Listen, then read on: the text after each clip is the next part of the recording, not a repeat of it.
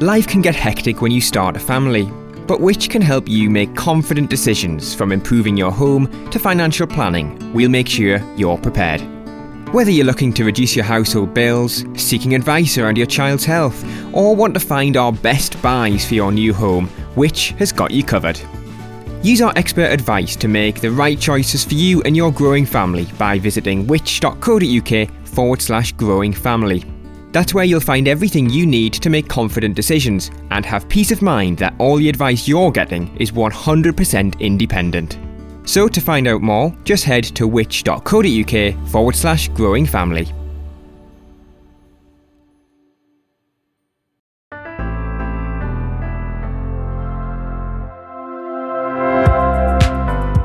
Hello and welcome to the Which Money Shorts podcast. I'm the host of the Which Money podcast, Lucia Ariano, here to bring you a taste of some of the best money advice taken straight from the Which Money magazine. This week we'll be looking at funerals and the different ways to plan and cover the costs. This article was originally written by Grace Witherden.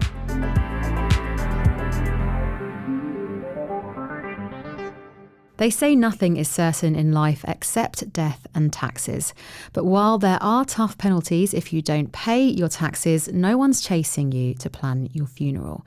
In a survey of Which members, nearly a quarter told us they hadn't thought about their funeral at all. Meanwhile, 29% of members had, but hadn't shared their thoughts with family. The remaining 46% had both considered what type of funeral they want and discussed it with loved ones. But many told us about what they didn't want, rather than what they did. One member said, "I'd like my friends and family to have a small party to remember me, not a funeral where everyone is miserable. I don't want them spending all that money on something that gives them no pleasure." With funerals now costing thousands of pounds, not planning or discussing yours could leave your family with a financial headache at a difficult time. Funeral costs fell after the pandemic, but life insurer Sun Life reports they're now rising again. The cost of a basic funeral rose to over £4,000 in 2023, a 4.7% increase since 2022, and it's predicted to reach over £5,000 by 2028. A basic funeral includes fees for a funeral director, cremation or burial, a limousine, a mid-range coffin, a doctor, and someone to conduct the service. Send-off costs such as a wake and professional fees for administering an estate increased the cost to nearly £10,000 on average last year, which is the highest on record. Sun Life's annual cost of dying report, which is based on interviews with more than 1,500 families and 100 funeral directors, found that cremation remained the most popular option in 2023, costing £3,795 without extras or fees. Burials averaged £5,077. 6 in 10 people reported cutting back on extras last year to reduce the costs, such as spending less on flowers, choosing a cheaper coffin, and having a wake at home. Given the financial pressures, it's no surprise that direct funerals are becoming more common. A direct cremation and direct burial have no service or ceremony. The deceased go straight to the crematorium or cemetery, usually in a plain coffin. In 2023, 1 in 5 families chose a direct cremation. This costs around £1,500 on average, which is 60% cheaper than a typical cremation. A direct cremation is the only funeral type that didn't get more expensive between 2022 to 2023. Which member, Marjorie from Devon, held a direct cremation for her late husband, Tony, in 2016. She said, "My husband said, for goodness sake, don't spend money on a lavish funeral. Be generous with food and drink afterwards, but don't spend on people in uniform and flowers." Marjorie organised a service in the local village hall once Tony's ashes were returned. She said the first part of the proceedings was like a funeral with eulogies and music, but no religious element. Afterwards, there was a party with food and refreshments. Direct cremations have a lower environmental impact, as embalming fluids and caskets aren't required. But these funerals might not suit everyone. For instance, the deceased could be cremated anywhere in the UK at any time, so you won't have additional time to say goodbye. Dr. Kate Woodthorpe, director of the Centre for Death and Society at the University of Bath, said, "With local funeral directors, there is an assumption that the body is in the area and can be visited if needed. With direct cremation, it's a completely different model. The body is collected and that's it. There's a big question around who the funeral is for. It's easy for some people to say, just chuck me in a box, but they won't be living with the consequences of that." Most people leave money to pay for their funeral, but only 43% set aside enough to cover the entire expense, according to Sun Life, resulting in an average shortfall of nearly £2,000 for families. A prepaid funeral plan can ease the burden on your family, as you can lock in today's prices to cover future costs. The plans don't form part of your estate and are exempt from any inheritance tax. You can nominate a loved one for the firm to contact while you're buying the plan. Many choose these plans hoping they can reduce the emotional stress on their family, as you can make your own arrangements in advance. This is the case for David, 85, from Hampshire, who bought 2 plans from Dignity in 2012 for himself and his wife. Their 3 children know about the plans, which are kept in a file. He said, "We wouldn't want our children to have to deal with organising a funeral. The last thing I want them to have to do is this under stress, when they could just open an envelope, follow a checklist, call someone and get on with it without any great fuss. We knew that in 2012 it was going to cost less than it would in years to come, and we wanted to put a fixed price on it." Last year, Sun Life found that 4 in 10 people opted for prepaid plans to cover the costs of their funeral. Despite their popularity, the plans previously had a reputation for dodgy sales tactics and poor value, which led to regulatory changes. Since July 2022, the Financial Conduct Authority, or FCA, has regulated the funeral plan sector. It has authorised 29 providers and 1 intermediary. Several firms went bust during this clean-up, including Safe Hands, leaving 46,000 customers with a worthless plan. But because the industry is now regulated by the FCA, you're covered by the Financial Services Compensation Scheme, up to £85,000 if your funeral plan provider goes bust. You can also escalate a complaint about a provider to the Financial Ombudsman Service. The new regulations include a ban on cold calling and commission payments, and checks that providers are fit to operate. A plan will always provide a funeral unless you die within 2 years of taking it out, in which case a refund will be offered.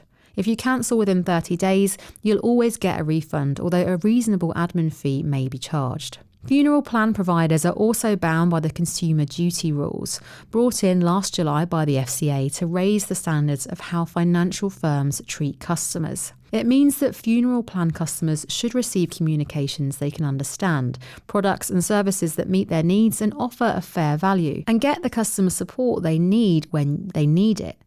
Before buying a funeral plan, you should search the Financial Services Register to check the provider or intermediary is authorised. Providers usually offer 3 types of plans: basic, standard and premium. Check carefully that the plan you choose includes everything that you want for the funeral. There's a crucial difference between guaranteed and contribution plans. A guaranteed plan covers third-party costs, also known as disbursements such as cremation, burial and minister's fees. More common are contribution plans, where the provider pays only a fixed amount towards these costs. If third-party expenses exceed the provider's contribution, your family must cover the remainder. A Which survey in July of over 250 members who have a funeral plan or are weighing up getting one found that a third were unaware a prepaid plan might not cover all costs, and 1 in 8 were unsure. Most of the standard plans we review typically pay around £1,000 towards third-party costs, with the amount annually adjusted to the Consumer Price Index. How you pay for a plan also matters, whether it's in full, in instalments, or by fixed monthly payments for the rest of your life or until you reach a certain age. Paying in instalments usually costs significantly more than a single full payment. One firm added an annual instalment charge of 5.2%. Most providers we checked didn't charge extra for instalment plans lasting less than 12 months.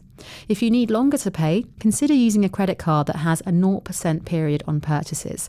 The best currently offers up to 21 months interest-free. 3/4 of members we surveyed said they would cover the costs of their funeral from their estate.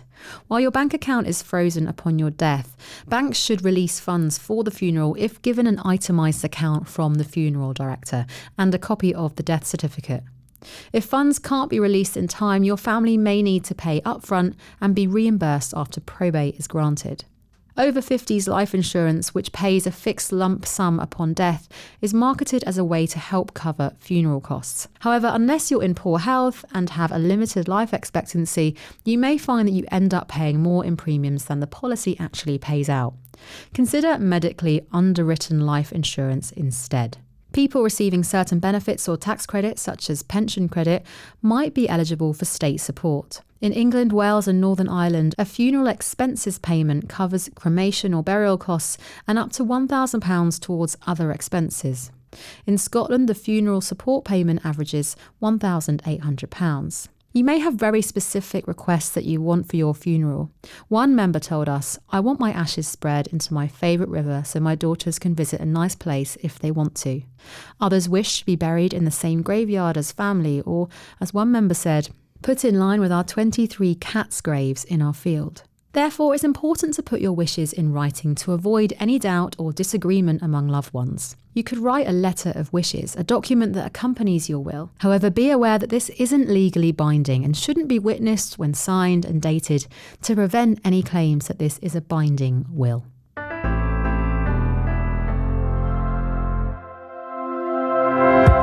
Thank you to Grace Witherden for that original article taken from the October edition of the Which Money magazine. If you want to subscribe and get the magazine delivered directly to your door, click the link in the description of today's show. For even more expert money advice, subscribe to our free newsletter and don't forget to tune in to our weekly money podcast with new episodes every Friday. This episode was produced and edited by Romana Yassin. Thanks for listening and I'll see you next time. Hi there, it's producer Rob here. Now, maybe you're a new listener, maybe you've been listening for ages. Well, either way, if you're finding this podcast useful, then you might also like to subscribe to Which Money. You'll get our monthly magazine packed with tips on how to make the most of your cash, from growing your savings and investments to avoiding rip-offs and scams. You'll also be able to call our experts on the Which Money helpline as often as you like to get answers to your money queries. Just visit which.co.uk/join money. That's which.co.uk/join money and sign up today.